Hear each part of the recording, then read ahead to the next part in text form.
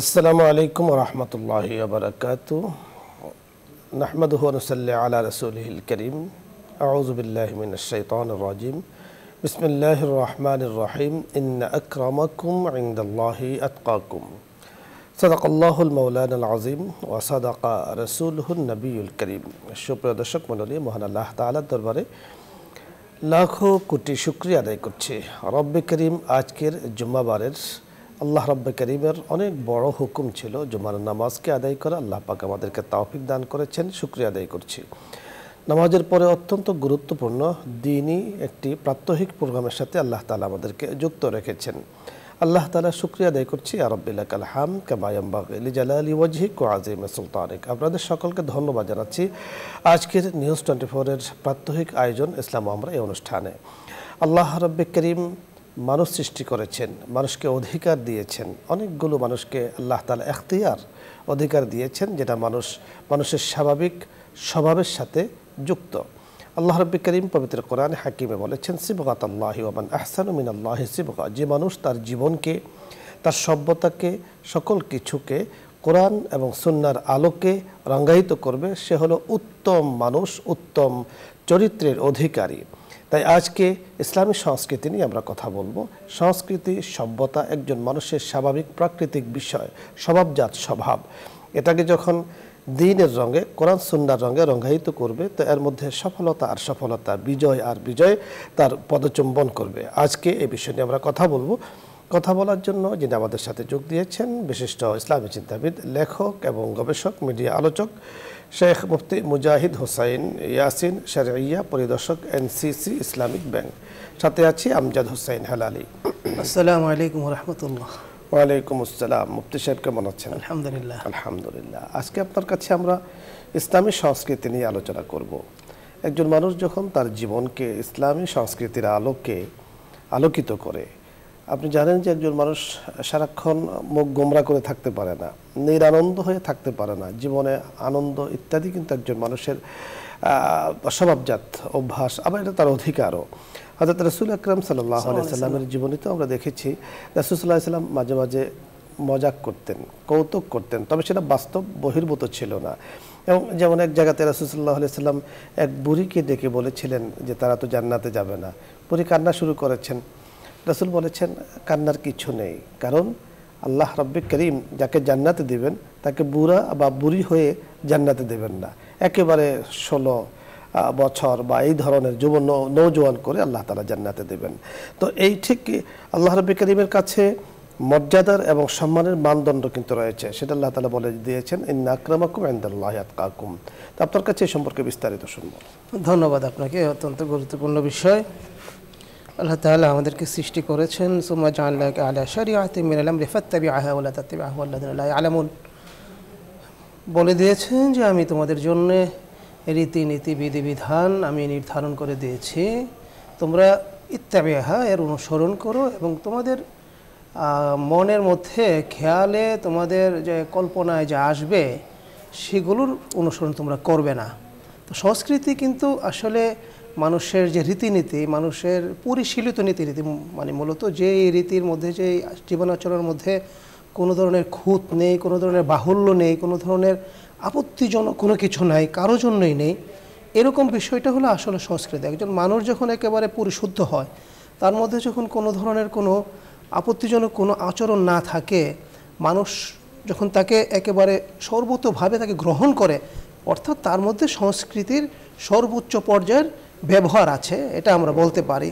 তো ইসলামী সংস্কৃতির যে মূল বিষয়টা, সেটাও কিন্তু মানুষের জীবন আচরণ নিয়ে, এবং আল্লাহ রাব্বুল আলামিন রাসূলুল্লাহ সাল্লাল্লাহু আলাইহি সাল্লামের মাধ্যমে যে জীবন বিধান আমাদেরকে দান করেছেন, এই জীবন বিধানটাই কিন্তু ইসলামী সংস্কৃতির সমস্ত মূল বিষয়, এবং এর উৎস কোরআন এবং হাদিস, এবং ক্ষেত্র অনুযায়ী কখনো ফিকহ, ইসলামী আইন শাস্ত্র, ইজমা, কিয়াস সবগুলোই কিন্তু এর সঙ্গে সম্পৃক্ত। তো আল্লাহ রাসূল সাল্লাল্লাহু আলাইহি ওয়াসাল্লামের জীবনী থেকে আপনি যেরকমটি বলছিলেন, যে তিনি কিন্তু বলেছেন যে কওলুম মারুফ, আল্লাহ তাআলার বাণী বলছেন, কওলুম মারুফ ওয়া মাগফিরাতুন সাদাকা। মানুষের সাথে সুন্দর করে কথা বলা ইসলামের অন্যতম একটি রীতি, যে তোমাকে যে যাই বলুক, সিলমান কাতাআকা ওয়াফু আম্মান যালামাকা আহসিন ইলা মান আসাউ ইলাইকা, যে তোমাকে যে যাই বলুক তুমি তার সাথে সুন্দর করে কথা বলবে, কথার মধ্যে তোমার মাধুর্য থাকতে হবে। তোমার সাথে যদি কেউ যদি সম্পর্ক ছিন্ন করতে চায়, তুমি তার সঙ্গে সম্পর্ক জোরে রাখবে। তোমাকে কেউ যদি কষ্ট দেয়, তাকে তুমি কষ্ট দিবে না, তাকে তুমি স্বস্তি দিবে। তোমাকে যদি কেউ জুলুম করে, তাকে মাফ করে দিবে। ইসলামের রীতি, ইসলামিক কি বলে সংস্কৃতি এগুলো। আর সবচেয়ে বড় বিষয় যেটা ইসলামের মধ্যে, সেটা হলো যে সমস্ত বিষয়গুলো ইসলাম নিষিদ্ধ করেছে, মানুষের জন্য অপকারের বিষয়, মানুষের জন্য অকল্যাণের বিষয়, সেই বিষয়গুলো থেকে মানুষকে দূরে রাখা, নিজেকে দূরে রাখা, নিজে থেকে এগুলোর যত বিষয়গুলো আছে কুসংস্কার, এগুলো থেকে মানুষকে এবং নিজেকে সবসময় আলাদা করে রাখা। তো এর মধ্যে যেমন আল্লাহ রসুল সাল্লাল্লাহু আলাইহি ওয়াসাল্লামকে কখনো কখনো মুনাফিকরা তারা উত্ত্যক্ত করার উদ্দেশ্যে তারা বলতো যে যখন কোনো ধরনের অকল্যাণজনক কোনো বিষয় আসতো, তখন তারা বলতো কি যে ইনতুসিবহুম হাসানাতুন, তা যদি কোনো কিছু হয় ফামিন ইনদিল্লাহ, এটা আল্লাহর পক্ষ থেকে। আর যদি ওয়াইনতুসিবহুম সাইয়্যা, যদি খারাপ কিছু হয় তাহলে সেটা হয় আপনার পক্ষ থেকে। এই ধরনের তারা আল্লাহ রসুল সাল্লাল্লাহু আলাইহি সাল্লামকে নিয়ে তারা এক ধরনের তার কটূক্তি করত। তার আগেও রাসূলুল্লাহ সাল্লাল্লাহু আলাইহি সাল্লামের আগে যে সমস্ত নবীরা ছিলেন কাফের সম্প্রদায়, তারাও কিন্তু তাদেরকে বিভিন্নভাবে উত্ত্যক্ত করেছে, জ্বালিয়েছে। আল্লাহ রাব্বুল কারীম তার পরিণামও তাদেরকে দিয়েছে, তারা ভোগ করেছে। দর্শক মণ্ডলী, আজকে ইসলামিক সংস্কৃতি নিয়ে আমরা কথা বলছিলাম। সংস্কৃতি শব্দটি অত্যন্ত গুরুত্বপূর্ণ একটি শব্দ, যা মানুষের স্বভাবের সাথে কিন্তু সম্পৃক্ত। ঠিক যখন আমরা এই সংস্কৃতিকে ইসলামী সাথে আমরা মিলাবো, তখন ইসলামী সংস্কৃতি একজন মানুষের স্বভাবজাত অধিকার, সে সেটা নিতে পারে, সেটা নিবে, ভোগ করবে। সংস্কৃতি বলতে আমরা যতটুকু বুঝি যে মুসলিম, সে তাওহীদের উপরে অটল অবিচল থাকা মুসলিম সংস্কৃতি। একজন মুসলিম আল্লাহ রাব্বুল কারীম যে বিধান দিয়েছেন, যেমন আখলাকিয়াত, স্বভাব চরিত্র তার হবে একেবারে সভ্য, ভদ্র, নম্র, যেটা ইসলামের অনেক বড় গুণ। একজন মুসলিমের থাকা, এটা ইসলামী সংস্কৃতির অন্তর্ভুক্ত। ঠিক অনুরূপভাবে আমি যেমন আমার থেকে অপরকে নিরাপদ রাখবো, আমার জবান দিয়ে কাউকে কষ্ট দিব না, আমার হাত দিয়ে কাউকে কষ্ট দিব না, আমি সকল ক্ষেত্রে ইসলামের রীতি নীতি আমি অবলম্বন করব, আমি প্রয়োগ করব, আমি চলবো, চালাবো ইসলামী সংস্কৃতি। অপসংস্কৃতি যা অত্যন্ত গর্হিত, অত্যন্ত লজ্জিত একটি বিষয়। মুসলিম সমাজে যদি অপসংস্কৃতি ঢুকে যায়, একজন মানুষের জীবনসত্তাকে, একটি সমাজের সুন্দর বিষয়গুলোকে তা নষ্ট করে দেয়। এই জন্য সব ধরনের অপসংস্কৃতি, সব ধরনের কুসংস্কার থেকে আমাদেরকে দূরে থাকতে হবে। আমি মুসলিম, আল্লাহ রাব্বুল কারীম রাসূল আকরাম সাল্লাল্লাহু আলাইহি ওয়াসাল্লামের মাধ্যমে আমাদেরকে জানিয়ে দিয়েছেন রাসূল আকরাম সাল্লাল্লাহু আলাইহি ওয়াসাল্লামের পদাঙ্ক অনুসরণ করার জন্য। রাসূল বলেছেন উহিব্বুল আরব লিসালাস, আরবকে ভালোবাসো, আরবিকে ভালোবাসো 3 কারণে। রাসূল নিজে বলেছেন লিআন্নী আরাবিয়্যুন, রাসূল সাল্লাল্লাহু আলাইহি ওয়াসাল্লাম তিনি আরবি ছিলেন। অনুরূপভাবে তিনি বলেছেন ওয়ালিসানু আহলিল জান্নাত আরাবিয়্যুন, জান্নাতের ভাষা আরবি, অল কোরআনু আরাবিয়্যুন, কোরআনকে আল্লাহ তাআলা আরবিতে নাজিল করেছেন। আরবিকে ভালোবাসা, আরবির সাথে সম্পর্ক করা, আরবিকে মহাব্বত করা, এবং সেই অনুযায়ী আল্লাহ রাব্বুল কারীম কোরআন সুন্নাহ অনুযায়ী চলতে বলেছেন, সেই অনুযায়ী চলা। ঠিক অনুরূপভাবে হিজরি সন একজন মুসলমানের সংস্কৃতির অন্তর্ভুক্ত। আমি হিজরি সনকে মনে রাখবো, স্মরণ রাখবো। শরীয়তের মধ্যে যতগুলো ইবাদত আছে তা কিন্তু হিজরি সনের সাথে সম্পৃক্ত, হিজরতের সাথে, চাঁদের হিসাবের সাথে সংস্কৃতি সম্পর্কিত। এই জন্য রাসূল আকরাম সাল্লাল্লাহু আলাইহি সাল্লাম বলে দিয়েছেন, যখন কোনো নতুন বছর আছে আল্লাহ তাআলার কাছে দোয়া করার জন্য, আল্লাহুম্মা ইন্না নাদখুলু, আল্লাহ আপনি আমাদেরকে প্রবেশ করান আগত যে বছর আছে সে বছরে বিল আমনি ওয়াল ঈমান, নিরাপত্তা দান করুন, ঈমান দান করুন, ওয়াসসালামাতু ওয়াল ইসলাম, আল্লাহ আমাকে শান্তি প্রশান্তি দান করুন, ইসলামের মতো মহান নিয়ামত আপনি দান করুন, ওয়ারিদওয়ানিম মিনাল্লাহ, আপনার সন্তুষ্টি আমাকে দান করুন, এবং ওয়াজাওয়াজিম মিনাশ শাইতান, শয়তানের সব ধরনের খারাপি থেকে আমাদেরকে, আমাদের দেশকে, আমাদের জাতিকে আপনি হেফাজত করুন। আল্লাহ রাব্বুল কারীম আমাদের সকলকে মুসলিম সংস্কৃতি, ইসলামী সংস্কৃতি গ্রহণ করার তৌফিক দান করুন, সব ধরনের অপসংস্কৃতি থেকে আমাদেরকে হেফাজত করুন। আলোচ্য বিষয় নিয়ে আপনার যদি কোনো কিছু জানার বুঝার থাকে আপনি প্রশ্ন করুন, অথবা যে কোনো মাসলা মাসাইল নিয়ে আপনি চাইলে প্রশ্ন করতে পারেন, আমরা চেষ্টা করব কথা বলার জন্য। প্রথমে যিনি আছেন, আসসালামু আলাইকুম ওয়া রাহমাতুল্লাহ। দর্শক নাম বলে পরিচয় দিয়ে প্রশ্ন করুন। আসসালামু আলাইকুম। আলাইকুম হুজুর, আমার একটা প্রশ্ন ছিল। জি বলুন। আমার প্রশ্ন যে আমার হাজবেন্ড জীবিত অবস্থায় এক লোকে কিছু গিফট উপহার দিতে চাইছিল, কিন্তু কাল পরে দেওয়া হয়নি, তিনি তো মারা গেলেন। ওর পরিবর্তে কি আমি তাকে গরিব মানুষের টাকা দান করে দিতে পারবো? ওই হ্যাঁ পারবেন। ধন্যবাদ আপনাকে, আমরা শুনতে পেয়েছি, বুঝতে পেরেছি। আপনি শুনতে থাকুন, আমরা কথা বলছি। যে সুন্দর প্রশ্ন করেছেন উনি, গিফট বা হাদিয়া দেওয়া এটা আল্লাহ রসুলের অন্যতম একটি সুন্দর এবং উত্তম একটি সুন্নত। এটা যদি কেউ দিতে চান, কাউকে দিতে চান, তাহলে যদি পরবর্তীতে দিতে না পারেন বা তিনি দুনিয়া থেকে চলে যান, তাহলে তার পরিবার পরিজন যদি দিতে চান তাহলে দিতে পারেন। আর দিতেই হবে এমন কোনো ধরনের কোনো বাধ্যবাধকতা নেই। দিলে আলহামদুলিল্লাহ ভালো, তিনি সওয়াব পাবেন। যিনি চলে গিয়েছেন তিনিও সওয়াব পাবেন, যিনি দিয়েছেন তিনিও সওয়াব পাবেন। যথার্থ আপনি বলেছেন, যাকে হাদিয়া দেওয়ার নিয়ত করেছেন আপনার স্বামী, তাকে দেওয়ার মধ্যেই আসলে ভালো। যেহেতু তিনি নিয়ত করেছেন কাউকে কিছু গিফট অথবা হাদিয়া দেবেন, তো সেটাকে তার কাছে পৌঁছে দেয়া। যদি একান্ত তার কাছে পৌঁছানো না যায়, তাহলে সেই সমপরিমাণ অর্থ অথবা তার থেকে বেশি আপনি গরিব মিসকিনকে দিতে পারেন। যেহেতু স্বামীর নিয়ত ছিল, আপনি সেটা বাস্তবায়ন করুন। এটা এক ধরনের ওসিয়তের মতো হয়ে যায়, যদিও তিনি বলে যেতে পারেননি। যেহেতু মনের ইচ্ছা ছিল, সেটাকে পূরণ আপনি করতে পারেন। এছাড়াও আপনি ফকির মিসকিন গরিবকে দান করুন এবং ইসাল সওয়াবের কথা আল্লাহ তাআলার কাছে বলুন, যেন আপনার স্বামীর জন্য আল্লাহ তাআলা সেটাকে পৌঁছিয়ে দেন। পরের দর্শক, আসসালামু আলাইকুম। হ্যালো, আসসালামু আলাইকুম। ওয়ালাইকুম সালাম ওয়া রাহমাতুল্লাহি ওয়া বারাকাতুহু। হুজুর ভালো আছেন আপনি? আলহামদুলিল্লাহ, আল্লাহ তাআলা ভালো রাখেন। হুজুর আমার তিনটা প্রশ্ন। প্রথম প্রশ্নটা হলো যে সালাম বিনিময় করাটা ফরজ ওয়াজিব সুন্নাহ কোনটা? আর দুই নম্বর প্রশ্ন হলো হুজুর, আমাদের কিছু উলামায়ে কেরাম আছেন এবং সমাজের এক শ্রেণীর লোক আছেন, তারা মনে করেন যে অন্যরাও তাদেরকে সালাম দেওয়াটা ফরজ, কারণ উনি মুফতি সাহেব, হাফেজ সাহেব, উনি মেম্বার সাহেব। 3 নম্বর প্রশ্ন বলুন। 3 নম্বর এই ব্যাপারে কি বলবেন? আর 3 নম্বর প্রশ্ন হলো হুজুর, যে আমি গত পরশুদিন রাস্তায় যাচ্ছিলাম, এক ইমাম সাহেবের সাথে সাক্ষাৎ হলো, আমি সালাম দিলাম, উনি সালামের জবাব দিলেন না। তা আমি বললাম, হুজুর আপনাকে তো আমি সালাম দিয়েছি, আমি কি ভুল করেছি? ধন্যবাদ আপনাকে, আপনি শুনতে থাকুন, আমরা কথা বলছি। প্রথম যে বিষয়টি আপনি জানতে চেয়েছেন, সালামের আদান প্রদান, সালামের তাৎপর্য শরীয়তে কি বলা আছে? সুন্দর প্রশ্ন করেছেন উনি। সালাম ইসলামের অন্যতম একটি শায়ের, প্রতীক, বৈশিষ্ট্য। আল্লাহ রসুল সাল্লাল্লাহু আলাইহি সাল্লাম মদিনায় গিয়ে যে কথাগুলো সর্বপ্রথম বলেছেন, আসসালামু আলাইকুম ওয়ালিনুল কালাম, আল্লাহ তাআলার সাথে আল্লাহ রসুল সাল্লাল্লাহু আলাইহি সাল্লামের যে সমস্ত সংলাপ হয়েছে জিবরাইল আলাইহিস সালামের মাধ্যমে, বা জিবরাইল আলাইহিস সালামের সাথে যে সংলাপ হয়েছে, সালামের বিনিময় ছিল সবার আগে। সুতরাং সালাম ইসলামের অন্যতম একটি সৌন্দর্য। যিনি সালাম দিবেন তিনি অত্যন্ত সওয়াবের অধিকারী হবেন। আর যাকে সালাম দিবেন বলা হয়েছে, তার সালামের জবাবটা তাকে দিতে হবে, দেওয়াটা বাধ্যতামূলক, ওয়াজিব বলা হয়েছে।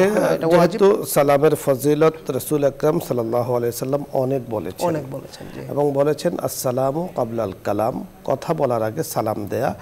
অপর হাদিসে বলা হয়েছে আফসুস সালাম, সালামের প্রচলন করা, এবং যিনি আগে সালাম দিবেন আল্লাহ রাব্বুল কারীম তাকে সব ধরনের অহংকার, কিবির থেকে মুক্তি দান করবেন। সালামের প্রচলন করার দ্বারা পারস্পরিক মহাব্বত, ভালোবাসা তৈরি হয়। এ হলো আমরা সংক্ষিপ্তভাবে আপনাকে বলার চেষ্টা করেছি সালামের ফজিলত, তাৎপর্য এবং বিধান। আরেকটি বিষয় আপনি জানতে চেয়েছেন যে অনেক মানুষ সালাম নেয়ার অপেক্ষা করে, আসলে দেয়ার অপেক্ষা করে না অথবা দেয় না। আপনার এই কথাটি আমরা মানতে পারি যুক্তিযুক্ত। এটা আসলে কোনো ব্যক্তি বিশেষের সাথে সম্পৃক্ত না করে আপনি মূল বিধানটা জানার আপনার প্রয়োজন, যে আসলে রাসূল সাল্লাল্লাহু আলাইহি সাল্লাম যে বিষয়টি বলেছেন যে আগে সালাম দেয়ার, তিনি যেই হন না কেন, মানুষ যত বড় হবে, মানুষ নম্রতার দ্বারা মানুষকে আল্লাহ তাআলা বড় বানান, তাওয়াজুয়ের দ্বারা মানুষকে আল্লাহ তাআলা বড় বানান। আরেকজনে সালাম দিবে, তার মুখের দিকে তাকিয়ে থাকা, তিনি সালাম দিলে আমি উত্তর দিব, এটা একেবারে গর্হিত কাজ, এটা অনাকাঙ্ক্ষিত, এটা হওয়া উচিত নয়। আরেকটি বিষয় আপনি জানতে চেয়েছেন, আপনি সালাম দিয়েছেন কাউকে, আপনি তাকে স্মরণ করে দিয়েছেন। হতে পারে সবসময় ভালো বিষয়টা চিন্তা করা, আপনি সালাম দিয়েছেন হয়তো উনি শুনতে পারেননি, অথবা আপনি সালাম দিয়েছেন, তিনি সালাম নিয়েছেন, আপনাকে শুনিয়ে দেননি, সে অবস্থায় ছিল না। এই বিষয়গুলো আপনি যদি ওইভাবে দেখেন তাহলে ভালো। আর যদি কাউকে সালাম দিয়েছেন, এরপরে যখন আপনি বুঝতে পেরেছেন যে উনি আসলে উত্তরটা নেয়নি অথবা শুনতে পায়নি, তাহলে আপনি ওনাকে যদি স্মরণ করিয়ে দেন যে হুজুর আমি তো সালাম দিয়েছি, জানাব আমি তো সালাম দিয়েছি, তাহলে এটা ভালো বিষয়, এটা একটা মন্দ বিষয় নয়। তবে বিষয়টি লক্ষ্য রাখতে হবে আর সকলের জন্য শরীয়তের বিধান, শরীয়তের বিধান কোনো নির্দিষ্ট একটা জাতির জন্য নয়। আপনার কথার দ্বারা যেমনটি বোঝা যায় যে আপনি যে কোনো একটা অংশকে আপনি খাস করছেন, এটা কিন্তু প্রশ্নেরও ধরন নয়, এটা নিয়মও নয়। সবসময় মনে রাখতে হবে যে শরীয়ত একটা জাতি সকলের জন্য এসেছে। রাসূল আকরাম সাল্লাল্লাহু আলাইহি সাল্লাম নবী সকলের জন্য, বিধান সকলের জন্য। যিনি পালন করছেন তিনি ফজিলত পাচ্ছেন, যিনি পালন করছেন কুরবাত ইলাল্লাহ অর্জন করছেন, যিনি করছেন না ফরজ ওয়াজিব তরক করলে তো গুনাহ হবে, আর যদি নফল যদি তরক করেন তাহলে তিনি সেখানে ফজিলতটা পাচ্ছেন না। বিষয়টি আসলে এরকম। আল্লাহ রাব্বুল কারীম আমাদেরকে বোঝার তৌফিক দান করে। মুফতি সাহেব ধন্যবাদ আপনাকে, দর্শক মণ্ডলী আপনাদের সকলকে ধন্যবাদ জানাচ্ছি। আজকে জুম্মাবার, বরকতের দিন, সাহাবায়ে কেরাম রিদওয়ানুল্লাহি আলাইহিম আজমাইন এই দিন যখন আসতো তখন আমলের পরিমাণ বাড়িয়ে দিতেন, পরিধি বাড়িয়ে দিতেন। পরিমাণ কি? বেশি করে লা ইলাহা ইল্লাল্লাহ মুহাম্মাদুর রাসূলুল্লাহ কালিমায়ে তাওহীদ পাঠ করতেন এবং বেশি করে দুরূদ শরীফ পাঠ করতেন। তো সেখান থেকে আমরা শিক্ষা অর্জন করতে পারি। আমরা আজকের দিন যতটুকু পার হয়েছে, যতটুকু আছে, বাকি সময় আমরা তাওহীদ, কালিমায়ে তাওহীদ এবং দুরূদ শরীফের মাধ্যমে আমরা পার করব। কারণ মনে রাখতে হবে দুনিয়ার অস্তিত্ব যেমন আল্লাহ তাআলা শুক্রবারে দিয়েছেন, দুনিয়া শেষও হয়ে যাবে এই শুক্রবারে। এজন্য সাহাবায়ে কেরাম যেহেতু দুনিয়ার অস্তিত্বের প্রথম দিন আবার শেষেরও প্রথম দিন আমলের পাল্লা বাড়িয়ে দিতেন, না জানি কখন কোন শুক্রবারে এই জগৎটা শেষ হয়ে যায়। আল্লাহ রাব্বুল কারীম আমাদেরকে কথাগুলো বোঝার তৌফিক দান করুন। ভালো থাকুন, আগামী অনুষ্ঠানগুলোর সাথে থাকুন এই আশাবাদ ব্যক্ত করে আজকের মতো শেষ করছি। আসসালামু আলাইকুম ওয়া রাহমাতুল্লাহি ওয়া বারাকাতুহু। দোয়া হবে, দরুদ ইস্তিগফার পাঠ করি। اللهم صل على محمد وعلى آل محمد كما صليت على إبراهيم وعلى آل إبراهيم إنك حميد مجيد اللهم بارك على محمد وعلى آل محمد كما باركت على إبراهيم وعلى آل إبراهيم إنك حميد مجيد أستغفر الله ربي من كل ذنب وأتوب إليه لا حول ولا قوة إلا بالله العلي العظيم الحمد لله رب العالمين الحمد لله رب العالمين الرحمن الرحيم مالك يوم الدين إياك نعبد وإياك نستعين اهدنا الصراط المستقيم اهدنا الصراط المستقيم صراط الذين أنعمت عليهم غير المغضوب عليهم ولا الضالين اللهم آمين. اللهم آمين. رب ارحمهما كما ربياني صغيرا رب ارحمهما كما ربياني صغيرا آمين. آمين. يا الله يا كريم يا رحيم مولاي كريم আজকের জুম্মাবার অত্যন্ত বরকতময় দিন। ইয়া করিম এই দিনের ফজিলত আমরা পেয়েছি। ফজিলতপূর্ণ দিবসে মওলাই করিম জুমার সালাত আদায়ের পরে ইয়া আল্লাহ সুরের নামাজের পূর্বে আপনার শাহী দরবারে হাত তুলে আছে, মেহেরবানি করে আমাদের হাতগুলোকে আপনি কবুল করে নেন। আমিন। মওলাই করিম মেহেরবানি করে জিন্দেগির গুনাহগুলো মাফ করে দেন। আমিন। ইয়া আল্লাহ আজকে বিশেষ দিনে আপনার কাছে বিশেষভাবে বলছি, আমাদের যারা হাত তুলেছি অনেকের মা, অনেকের বাবা, অনেকের আত্মীয় স্বজন, ইয়া আল্লাহ বসুন্ধরা চেয়ারম্যান মহোদয় সাহেবের ইয়া আল্লাহ আত্মীয় স্বজন সহ বাবা মা সহ যারা কবরবাসী হয়েছেন, মেহেরবানি করে তাদেরকে আপনি মাফ করে দেন। আমিন। মাওলাই করিম ইয়া আল্লাহ সন্তান হিসাবে তাদের জন্য আর কি করতে পারে, কি চাইতে পারি? ওগো করিম অনেক কিছু তো করতে মনে চায়, তাদের জন্য বলতে মনে চায়, ইয়া আল্লাহ বলার ভাষা আমাদের জানা নেই, ইয়া আল্লাহ চাওয়ার তরিকা আমাদের জানা নেই, তবে বিশ্বাস আছে আপনার কাছে। ইয়া আল্লাহ যতটুকু বলি আপনি কবুল করবেন, মেহেরবানি করে তাদেরকে আপনি মাফ করে দেন। আমিন। ইয়া আল্লাহ তাদের কবরগুলোকে ইয়া আল্লাহ জান্নাতের বাগান বানিয়ে দেন। আল্লাহুম্মা আমিন। মেহেরবানি করে জাহান্নামের সাথে তামাম যোগাযোগগুলো আপনি বন্ধ করে দেন। আমিন। ইয়া আল্লাহ চেয়ারম্যান মহোদয় পরিবারের সদস্যবৃন্দ যারা আছেন মেহেরবানি করে আমাদের সকলকে ইয়া আল্লাহ বরকতময় জিন্দেগির ফয়সালা করে দেন। আমিন। ইয়া আল্লাহ রিজিকগুলোকে বরকতময় করে দেন, হায়াতকে বরকতময় করে দেন, ইয়া রাব্বাল দুনিয়া বিপরকালীন বালা মুসিবত থেকে হেফাজত করেন। আমিন, আমিন। আপনার হাবিব রসুল আমাদের দোয়াকে কবুল করে নেন। আমিন, আমিন। আমিন বিহরমতি সাইয়্যিদিল মুরসালিন আলহামদুলিল্লাহি রাব্বিল আলামিন।